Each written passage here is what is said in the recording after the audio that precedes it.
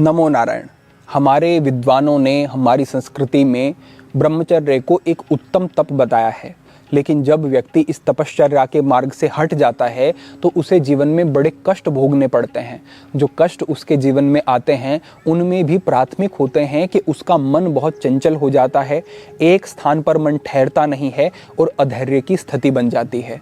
हमारे अनेक बंधु जिन्होंने अपने जीवन में बड़ी सारी गलतियां की हैं, मैं कह सकता हूं कि आज उनकी स्थिति ऐसी हो सकती है कि इस मार्गदर्शन को भी शुरू से लेकर के अंत तक देखना उनके लिए मुश्किल हो जाए।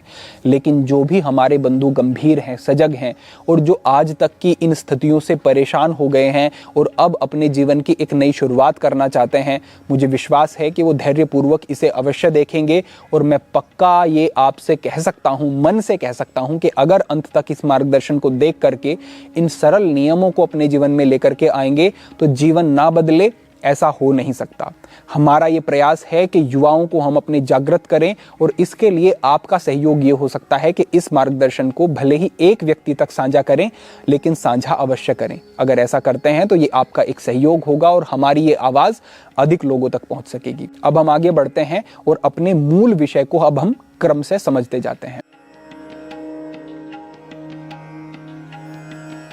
यहाँ पर पहला नियम हमारा है कि प्रेक्षणम, इसका आपको पालन करना है। यानी कि किसी भी विपरीत लिंग के व्यक्ति को दोष दृष्टि से आपको नहीं देखना है। आपकी ये आदत हो सकती है और अनेक लोगों की होती है कि वो कभी मार्ग से आगे जा रहे हैं तो रास्ते में कोई विपरीत लिंग का व्यक्ति दिखा, पुरुष को स्त्री दिखी और स्त्री को पुरुष दिखा, तो वो नजर बचा करके, गर्दन घुमा करके उसको देखेगा और दोष दृष्टि से उसे देखेगा। उसके अंग प्रत्यंगों और शरीर के उभार को देख करके उसके मन में काम का भाव जागृत होगा। इस तरीके की जो दृष्टि की त्रुटि होती है, इसको अगर नहीं सुधारा जाएगा तो ब्रह्मचर्य के मार्ग में आगे बढ़ना कठिन है। तो अपने कानों और अपनी आंखों, इन दो इंद्रियों का अगर आप ध्यान रखते हैं तो समझें कि बाहर से जो जानकारी आप अर्जित कर रहे हैं, इन दो इंद्रियों का ही वो मुख्य कार्य है। तो इनको अगर साध लिया तो आप बड़ा एक अंतर बना लेंगे भोग से और अपने बीच में। इससे आपका ब्रह्मचर्य पुष्ट होगा और आपको सही मार्ग मिलेगा। ये हमारा पहला नियम है। दूसरा नियम है अपने विचारों पर निगरानी रखनी है। इसे बिल्कुल ऐसा समझें कि एक पानी का बहाव है, उस पानी के बहाव को आप रोकते हैं, अवरोध बनाते हैं उसके सामने, लेकिन अगर वो थोड़ा सा रिसना शुरू हो जाता है, थोड़ा सा कटना शुरू हो जाता है, तो देखते ही देखते थोड़ा सा रिसाव वो ज्यादा रिसाव में बदलेगा और धीरे धीरे जो आपने अवरोध बनाया है वो पूरी तरह से हट जाएगा, क्योंकि वहां पर एक थोड़ा रिसाव पैदा हो गया था जिसने उस पूरे अवरोध को बहा दिया। इसी प्रकार से समझें, एक सामान्य विचार ही आपको पथभ्रष्ट कर सकता है।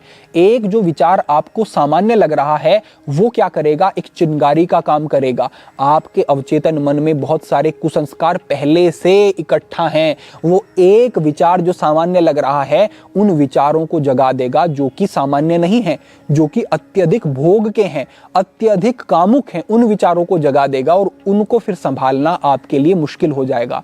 इसलिए एक भले ही सामान्य विचार लग रहा है, उस पर शुरुआत में ही अंकुश लगाना अनिवार्य है, ऐसा आप समझें। ये हमारा दूसरा नियम है। ब्रह्मचारी का तीसरा नियम है कि आपको अच्छा व्यायाम करना है।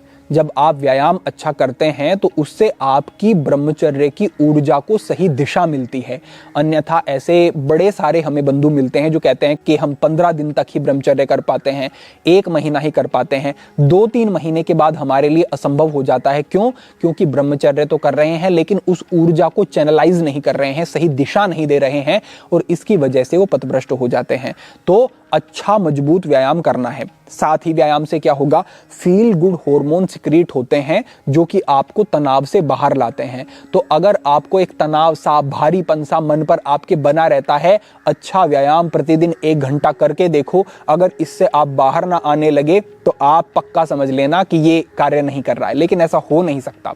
आपको अच्छा व्यायाम 1 घंटा करना है और आप इन सब स्थितियों से बाहर आता हुआ अपने आप को पाएंगे, ये पक्का समझे। इससे आगे का नियम है कि आपको प्राणायाम अवश्य करना है। जो हमारे ग्रंथ हैं उनमें कहा गया कि धारणा सूच योग्यता मनस, के मन को एक जगह पर लगाने की क्षमता प्राणायाम से आती है। चले वाते चले चित्तम निश्चले निश्चलम भवेत्, कहा गया कि अगर सांस को साध लिया तो मन अपने आप सध जाएगा। तो प्राणायाम आपके ब्रह्मचर्य को ठीक तरीके से साधने के लिए अनिवार्य साधन है ऐसा समझें। इनमें भी जो भ्रामरी प्राणायाम है, नाड़ी शोधन प्राणायाम है, कुंभक के अभ्यास होते हैं, ये ऐसे अभ्यास हैं जो कि आपके पैरासिम्पैथेटिक नर्वस सिस्टम को सक्रिय करते हैं, आपको रिलैक्स करते हैं। आप जब शांत होते हैं, मन की चंचलता कम होती है, तो ब्रह्मचर्य साधना आपके लिए आसान हो जाता है। तो इन प्राणायाम का अभ्यास आपको करना है। डिस्क्रिप्शन में प्राणायाम के लिए अलग से एक वीडियो साझा कर दी जाएगी, वो अभ्यास आप करें, आपको अच्छे लाभ मिलेंगे। इससे अगला नियम है हमारा कि आपको अपने मन के विपरीत जाकर के काम करना है। इससे क्या होता है, आपके मस्तिष्क का एक हिस्सा होता है AMCC, anterior mid cingulate cortex, ये मजबूत होना शुरू हो जाता है। लेकिन ये तभी मजबूत होता है जब आप मन के विपरीत जाकर के काम करते हैं। जैसे सुबह उठने का मन नहीं है, आप उठ रहे हैं, ये मजबूत होगा। व्यायाम करने का मन नहीं है, आप कर रहे हैं, मजबूत होगा। पढ़ने का मन नहीं है, आप पढ़ रहे हैं, मजबूत होगा। कार्य करने का मन नहीं है, काम पर जाने का मन नहीं है, आप कर रहे हैं, मजबूत होगा। विपरीत परिस्थितियां हैं, बहुत ठंड है बाहर, फिर भी आप ठंडे पानी से स्नान कर रहे हैं, ये मजबूत होगा। ठंड के मौसम में बाहर जाकर के आप अच्छा व्यायाम करते हैं, ये मजबूत होगा। तो आपको मन के विपरीत जाकर के काम करने होंगे, जिससे कि AMCC मजबूत होता जाएगा और आपकी संकल्प शक्ति, विल पावर इससे बढ़ती चली जाएगी और आपके लिए ब्रह्मचर्य के संकल्प को निभाना भी सरल हो जाएगा। तो आपको मन के अनुसार नहीं, जो कार्य अच्छे हैं, अनिवार्य हैं, उनको मन के विपरीत जाकर के भी करना है। इससे आपके जीवन में बड़ा बदलाव होगा। इससे अगला नियम है कि भगवान को अपने जीवन में प्रथम स्थान पर रखना है।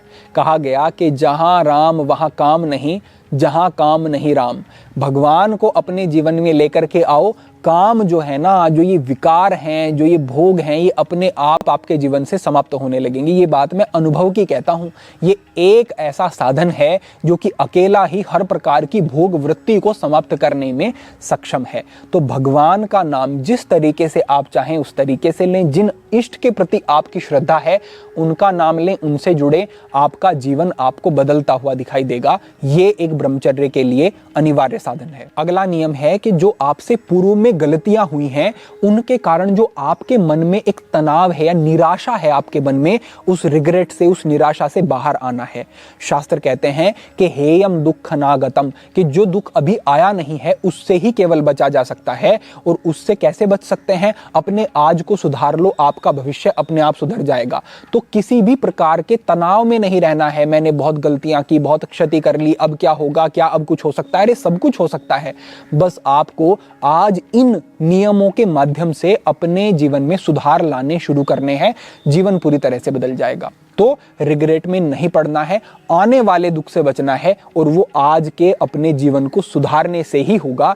इतना आपको मन में बिठा करके रखना है। इससे अगला नियम है कि आपको अपने पाचन तंत्र को अच्छा रखना है, क्योंकि अगर पाचन तंत्र अच्छा नहीं तो आपका जो आहार है उससे जो 7 धातु बनने हैं वो ठीक तरीके से नहीं बनेंगे। वीर्य जो होता है आपका अंतिम धातु होता है। तो जब आपके 7 धातु बिगड़ जाएंगे पाचन तंत्र ठीक ना होने के कारण, तो आपका वीर्य धातु भी स्वाभाविक रूप से बिगड़ जाएगा और उसके कारण आपको ठीक लाभ फिर ब्रह्मचर्य से नहीं मिल सकेंगे। तो पाचन तंत्र को ठीक रखना, उसके लिए सही आहार लेना, सही मात्रा में आहार लेना, सही समय पर आहार लेना, अपनी प्रकृति को समझ करके आहार लेना और गलत तरीके के आहार से बचना, ये आपको करना है। इससे ही आपका पाचन तंत्र दुरुस्त होने लगेगा और आपको ब्रह्मचर्य से उचित लाभ मिलेंगे। इससे अगला हमारा नियम है प्रतिपक्ष भावना। हमारे यहाँ पर कहा गया कि वितर्क बाधने प्रतिपक्ष भावनम, यानी कि जो भी आपका विकार है, भोग है, जिसमें आप फंसे हुए हैं, जब उस विकार के जो भाव हैं वो बढ़ने लगे तो उससे उल्टी प्रतिपक्ष भावना करो, यानी कि उस विकार के सामने उस सकारात्मक विचार को ला करके खड़ा कर दो। तो जो वो विकार है वो अपने आप संकुचित होना शुरू हो जाएगा। अब जैसे आपके मन में काम के भाव आते हैं तो प्रभु नाम उसके सामने रखें। आप विपरीत भाव है, अपने कामों में लगें, अपने आप को व्यस्त रखें, और भी कुछ नहीं। अगर आपके मन में काम के भाव बहुत हैं, अपने परिवार के साथ बैठ करके बात करना, अच्छे मित्र हैं तो उनके साथ समय व्यतीत करना, या फिर अच्छा कोई धारावाहिक आदि देखना, या फिर अच्छा कोई म्यूजिक आप सुनते हैं, वो भी ठीक है। मैं इसे श्रेष्ठ नहीं कहूंगा, लेकिन ठीक है, क्योंकि आपको अभी उस काम के विचार से बचना है। तो प्रतिपक्ष विपक्ष भावना जो आपको वहां से हटा करके किसी दूसरे सही कार्य में लगाती हो, ऐसा विचार उस समय पर ला करके खड़ा करना है और वैसे कार्य करने हैं, तो आप उस विकार के वेग से बच जाओगे। ये सूत्र आपको पकड़ना है और इसको करना है। इससे अगला नियम है कि ब्रह्म मुहूर्त का सही प्रयोग आपको करना है, और इसे मैं थोड़ा मजबूती से कह दूं कि अगर आप देर तक सोते हो तो ये आपके लिए जहर के समान है, क्योंकि इसके कारण आपकी स्वप्न दोष की स्थिति बहुत बढ़ जाएगी। अधिकांश जो स्वप्न दोष की स्थिति बनती है वो 4 बजे के बाद बनती है। मैं ये नहीं कहूंगा कि हमेशा 4 बजे के बाद ही होती है, लेकिन अगर आप ब्रह्म मुहूर्त में उठ रहे हैं तो आप इस समस्या को काफी हद तक टाल सकते हैं। तो सुबह जल्दी उठना अनिवार्य है। साथ ही समझ लो कि समय जो होते हैं ना, उनका भी अपना एक स्वभाव होता है। जैसे सुबह का समय जो होता है वो सतोगुण प्रधान होता है, ब्रह्म मुहूर्त का समय। दोपहर का समय जो होता है वो रजोगुण प्रधान होता है, क्योंकि उस समय पर आपको बहुत सक्रियता चाहिए, अपने काम करने हैं। रात्रि का समय तमोगुण प्रधान होता है, क्योंकि तमस का स्वभाव होता है जड़ता। जड़ता नहीं होगी तो नींद नहीं आएगी ठीक तरीके से, तो तमस का प्रभाव रहेगा। तो तमस भी हमें नहीं चाहिए, रजस भी हमें नहीं चाहिए। ब्रह्मचर्य पालन में हमें सतोगुण की अधिक आवश्यकता है, और वो कब मिलेगा? जब आप लगभग 4 बजे उठना शुरू करोगे। एकदम नहीं कहूंगा, लेकिन थोड़ा थोड़ा समय तो घटाओ। जो आज 6 बजे 7 बजे अगर उठ रहे हो तो 5:30 तो करो, 5 तो करो, 4:30 तो करो, कुछ तो सुधार लाना शुरू करो। आप देखोगे कि आपका जीवन इसी से बदलना शुरू हो जाएगा। तो ब्रह्म मुहूर्त का उचित प्रयोग ये आपको करना है। हमने इससे पहले एक मार्गदर्शन साझा किया है जिसमें हमने दिनचर्या के विषय में बात की है, उसका लिंक भी मिल जाएगा, या फिर चैनल पर जाकर के ही देख सकते हैं। तो उस दिनचर्या का पालन करो, उसमें सुबह के पूरे नियम हमने बताए हैं, वो आप करते हैं तो निश्चित रूप से आपको एक सही दिशा मिल सकेगी। इससे अगला हमारा नियम है कि आपको आहार के नियमों का ध्यान रखना है। इसे भी मैं मजबूती से ही कहना चाहूंगा कि अगर आप देर रात से भोजन कर रहे हो और भोजन करके सो जा रहे हो तो आपके लिए यह भी जहर के समान ही है, क्योंकि इससे भी स्वप्न दोष की स्थिति आपकी बढ़ेगी। आपके पेट के ऊपर एक भार निरंतर बना रहेगा, आपके ब्लैडर पर भार पड़ेगा, नीचे आपकी जो अपान वायु है वो दूषित होनी शुरू हो जाएगी और स्वप्न दोष आपका बढ़ेगा। आपने ये अनुभव भी किया होगा और भविष्य में भी आप देख सकते हैं, अगर देर रात्रि अधिक भोजन करके सोएंगे तो स्वप्न दोष आपका निश्चित रूप से बढ़ने वाला है। तो ये बात आपको ध्यान रखनी है कि 6 से 7 बजे के बीच आहार ले लेना है, उसके बाद ग्रहण ना करें। साथ ही ये भी ध्यान रखें कि आपका आहार पुष्टिकारक होना चाहिए। कई बार आहार की मात्रा तो आप बहुत रख लेते हैं लेकिन उसमें गुण नहीं होते हैं उतने, तो आपको जैसे दूध से बनी हुई चीजें, जैसे मेवे हो गए, आपके बहुत सारे सीड्स आपके बेहतर हैं, अच्छी पुष्टिकारक सात्विक सब्जियां बना करके आप लेते हैं, आप अश्वगंधा, सतावर आदि का प्रयोग कर सकते हैं। तो ऐसी चीजें जो आपके लिए अच्छा काम करती हैं, कम मात्रा में लेने से ही ऐसा आहार आपको लेना है जिससे कि शरीर पुष्ट हो सके। तो बहुत रूखा सूखा ही आहार लेना है ब्रह्मचारी को, ऐसा नहीं है। भाई आपने जो क्षति की है अपने शरीर की, उसकी भरपाई कब होगी? जब पुष्टिकारक आहार आप लेंगे। तो ऐसा आहार लेना है और सही समय पर लेना है, सही मात्रा में लेना है। इतना करते हैं तो आपको बड़े अच्छे बदलाव इससे भी देखने को मिलेंगे। इससे आगे मैं आपको सोने के कुछ नियम बताता हूं। सबसे पहला नियम है कि हाथों को और पैरों को ठीक तरीके से धो करके, साफ करके ठंडे पानी से आपको सोना है। जननेंद्रिय के ऊपर अगर थोड़ी देर तक आप पानी का प्रवाह करते हैं हल्का हल्का, तो ये जननेंद्रिय स्नान भी अच्छा बताया गया है। पानी में अगर थोड़ी देर तक पैरों को रख के और उसके बाद आप पैरों के तलवों पर देसी घी से मालिश कर लेते हैं सोने से पहले, तो ये तो बहुत ही अच्छा है। उसके बाद आपको हमेशा बाईं करवट लेकर के ही लेटना है और बाईं करवट से सोना है। आपको अधिक कोमल बिस्तर का प्रयोग नहीं करना है, क्योंकि सुबह उठने में उससे आपको असुविधा रहेगी। साथ ही लघु शंका यानी कि यूरिन का वेग नहीं होना चाहिए, वेग के साथ आपको नहीं सोना है, इस बात का भी आपको ध्यान रखना है। तो सोने से पहले इतने नियमों का अगर ब्रह्मचारी ध्यान रखता है तो ये उसके लिए बड़ा ही हितकर होगा। इससे आगे बढ़ते हुए है लंगोट धारण। ब्रह्मचारी के लिए लंगोट अनिवार्य माना गया है। लंगोट आपकी जननेंद्रिय के एरिया को एक अच्छी सपोर्ट देता है। इसको आप जितना मर्जी चाहें थोड़ा कस भी सकते हैं, जिससे कि अच्छे से आपको एक नियंत्रण मिलता है अपनी जननेंद्रिय के ऊपर। साथ ही ये हाइड्रोसिल, वेरिकोसिल जैसी समस्याओं से भी आपको बचाने वाला होता है। लंगोट का प्रयोग आप 24 घंटे कर सकते हैं। रात्रि में सोते हुए भी लंगोट का प्रयोग अगर किया जाता है तो ये बिल्कुल ठीक है। तो लंगोट धारण ये भी ब्रह्मचारी के लिए एक अच्छा साधन है अपने ब्रह्मचर्य को पुष्ट करने के लिए। बस ध्यान ये रखना है कि लंगोट कॉटन का होना चाहिए, बिल्कुल प्योर कॉटन का, फिर उसका निरंतर प्रयोग करें, कोई समस्या नहीं। लंगोट का लिंक भी हम डिस्क्रिप्शन में साझा करवा देंगे, वहां से आप देख सकते हैं। इससे अगला नियम है कि ब्रह्मचारी का भोगों के प्रति वैराग्य होना चाहिए। वैराग्य कब होगा? जब वो विवेक को अपने विकसित करेगा। और विवेक कब विकसित होगा? जब वो विद्यावान होगा। और विद्यावान होने के लिए क्या करना होगा? स्वाध्याय करना होगा। मैं कहता हूं कि अगर एक ब्रह्मचारी प्रतिदिन साधक संजीवनी श्रीमद् भगवद गीता पर एक श्री राम सुखदास जी की टीका आती है, इसका केवल 2-2 श्लोक का अध्ययन करना शुरू कर देगा प्रतिदिन। संस्कृत नहीं पढ़ी जाती है तो अपने आप को एक्सक्यूज मत देना, क्योंकि संस्कृत से कोई अंतर नहीं पड़ेगा। आपको उसकी जो टीका है, उसका अर्थ जो दिया हुआ है, उसको पढ़ना है, उसे अंगीकार करना है, उसे अनुभव करना है और अपने जीवन का मूल्यांकन करके उन चीजों को जीवन में लाने की कोशिश करनी है। तो प्रतिदिन साधक संजीवनी के दूसरे अध्याय से शुरू करके 2 श्लोक पढ़ना शुरू करो।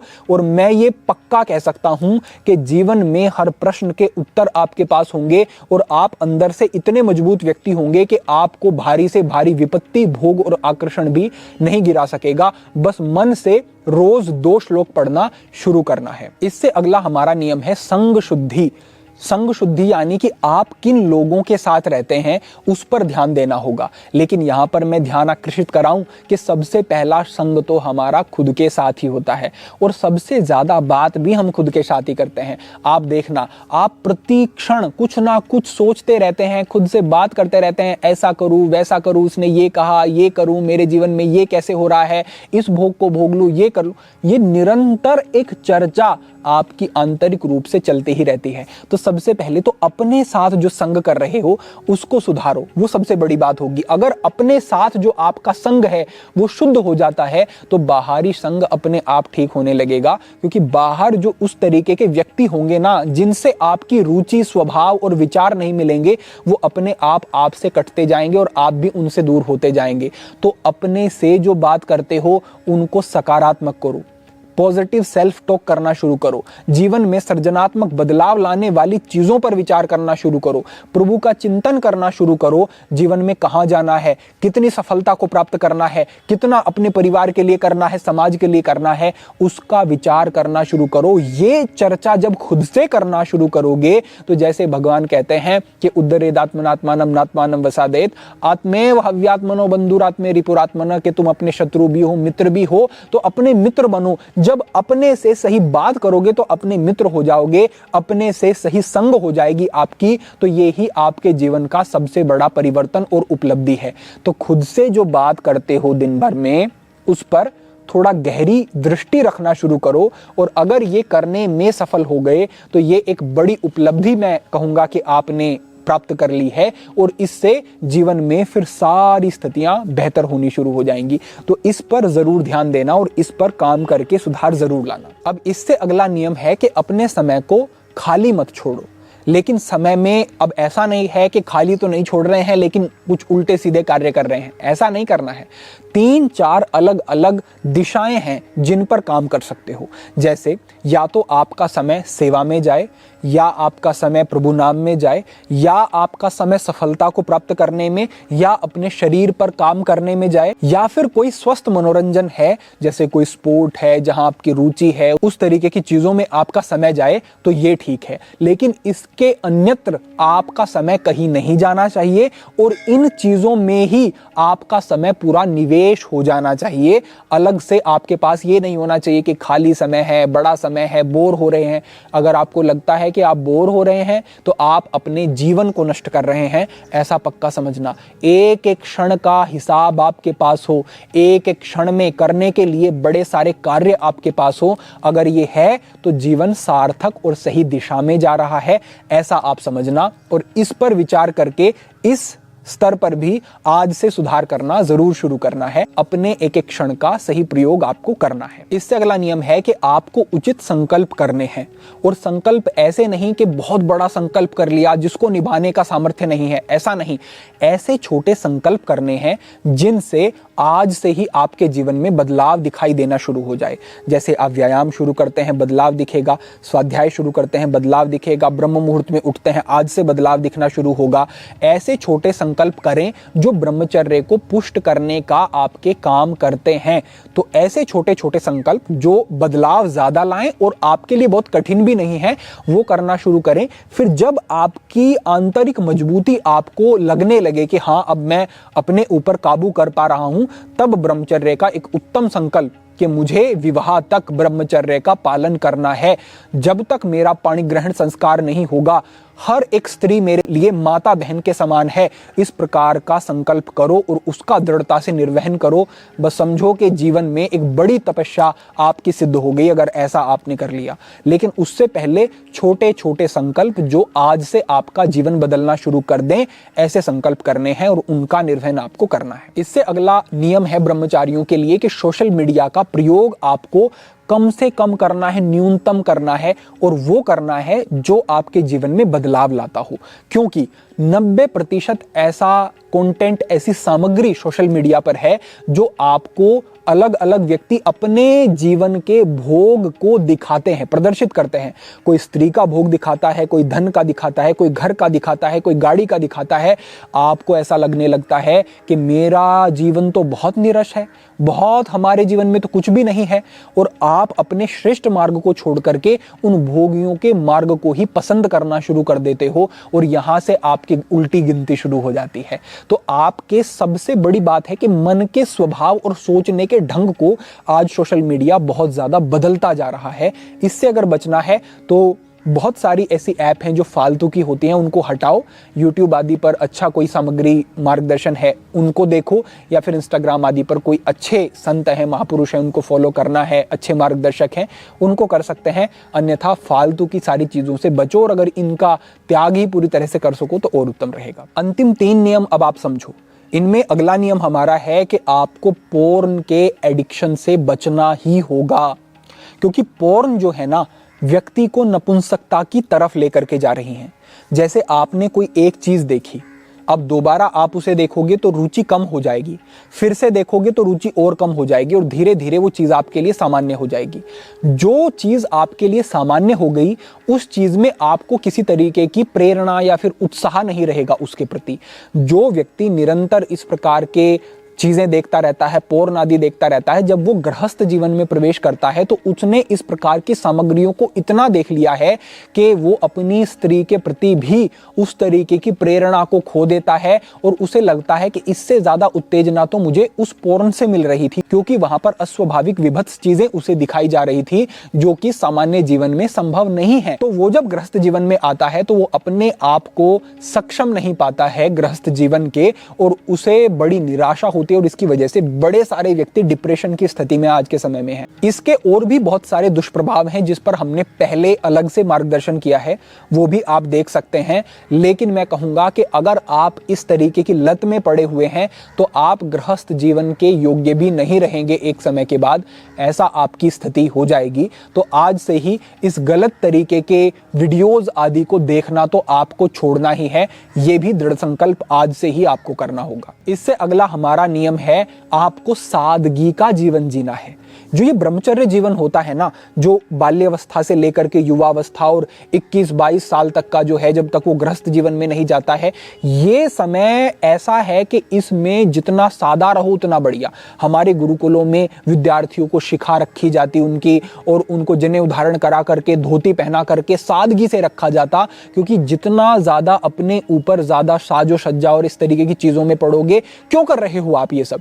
क्योंकि आपको किसी दूसरे व्यक्ति की अटेंशन चाहिए, आकर्षित करना है किसी दूसरे व्यक्ति को। कोई आपकी प्रशंसा करता है, आपको बड़ा अच्छा लगता है, तो इन चीजों में नहीं पड़ना है। ये जो आकर्षण का खेल पड़ेगा आपके गले में, ये आपको बड़ा भारी पड़ेगा, और ये आपको कैसे धीरे धीरे मोहित करके उन्हीं सब चीजों में फंसा देगा, पता नहीं चलेगा। तो जितने सादे वस्त्र हों, जितनी अधिक सादगी हो, उतना बेहतर, इस बात का भी आपको ध्यान रखना है। अब यहाँ पर हमारा अंतिम नियम है प्रतीक धारण, यानी कि आपने जो इन सब नियमों को यहां तक समझा है, इन सब नियमों को आप आज से पालन करेंगे। इसके लिए आपको एक प्रतीक जो रिमाइंड कराए कि आप किस मार्ग का अनुगमन कर रहे हैं, वो प्रतीक धारण करना है। अब चाहे वो तिलक हो, चाहे वो हाथ में कोई कलावा आपने बांध लिया, गले में तुलसी माला, रुद्राक्ष माला आपने पहन लिया, या विशेष प्रकार के सादे वस्त्र आपने, धोती कुर्ता, कुर्ता पैजामा, जैसा भी आप चाहें, कोई भी एक ऐसा प्रतीक जो कि सनातन संस्कृति से संबंधित है, वो आपको आज से धारण करना है।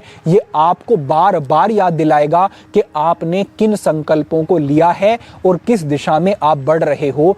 इस चीज का भी आपको ध्यान रखना है। प्रतीक धारण आज से करना है, और क्या प्रतीक आपने धारण किया, ये आपको कमेंट के माध्यम से हमसे जरूर साझा करना है।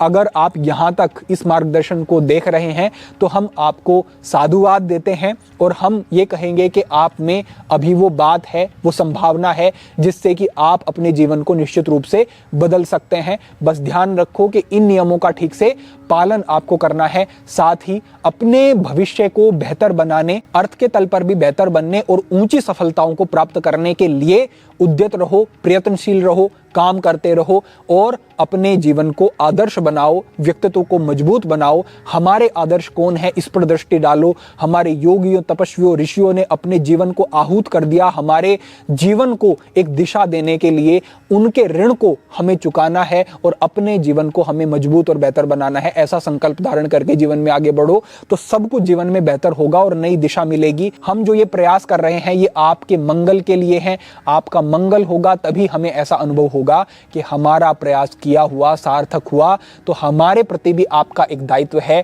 कि आपको अपने जीवन को बदलना ही है। अब इस तरीके का भाव लेकर के इस मार्गदर्शन को हम यहीं पर समाप्त करते हैं। आपके उत्तम भविष्य के लिए ईश्वर से प्रार्थना करते हैं। सभी के लिए प्रार्थना, सभी के लिए मंगल कामना। आज के लिए इतना ही। ओम नमः शिवाय।